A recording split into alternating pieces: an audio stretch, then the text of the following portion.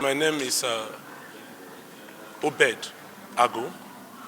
I represented the Action People's Party, APP, which filed petition number 2, like CA/PEPC/02/2023. And the nitty-gritty of the petition we filed is to the extent that the election is marred with corrupt practices. The respondents in our petition, which includes Bola Ahmed Tinubu and APC, he in person is not qualified in the first place to contest for the election. This is the nitty-gritty of our petition, and exactly what transpired in court there is just the pre-hearing session that we had today. Ordinarily, the procedure is such that we made application for Form TF008, and in that application, questions are asked, and we answered the questions. But basically, one of the questions which triggered the court this morning was the answer I gave to question number 8, which actually was asking, what would I want the tribunal or court to do? And we said, in the affirmative, let the courts ask the respondents to concede to defeat, considering the weight of evidence against them. That is exactly what happened in court today. So it's some Nigerians are thinking that your party will do the same. No, not at all. We are not taking that part.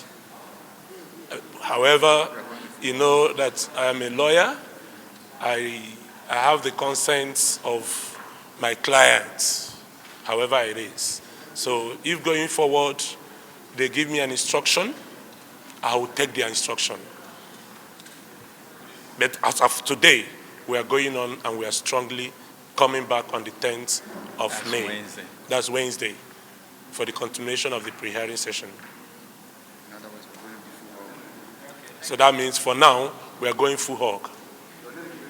My name is Obed O Agu. O is initials. It stands for Okukwe. Obed Okukwe Agu, Esquire. Thank you very much. Yeah, thank you very much. We are very happy that at last the sitting of the court has started with this inauguration.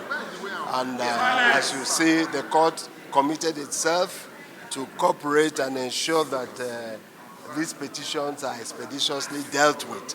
And on our part, all the lawyers for all the parties also committed themselves to cooperating with the tribunal, the court, to make sure that these matters are dealt with urgently because of their national importance.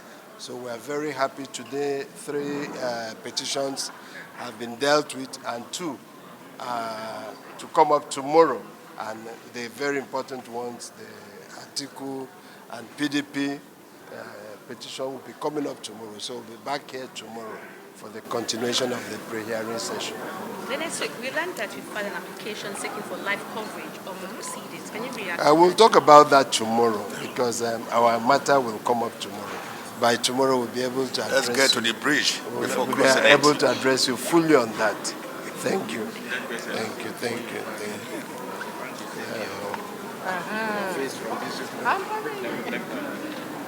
The court has commenced its sitting and today the hearing session and also your case was called. How can you react to such proceedings? Well, we started on a very good note. I believe you were here and heard what we said in reply to the statement by the presiding justice of this court. Maybe let me repeat myself. I said that the decision to be rendered will impact on Nigeria's electoral jurisprudence, judicialism, and constitutionalism. It's very, very important that this is made known, because one way or the other, I do not think that it will be business as usual as far as Nigeria's electoral jurisprudence is concerned. And we have assured the court that we will do all that we can to ensure that these petitions are heard expeditiously, because everybody is anxious, waiting for the outcome of the hearing. Nigerians are anxious. Most Nigerians are anxious.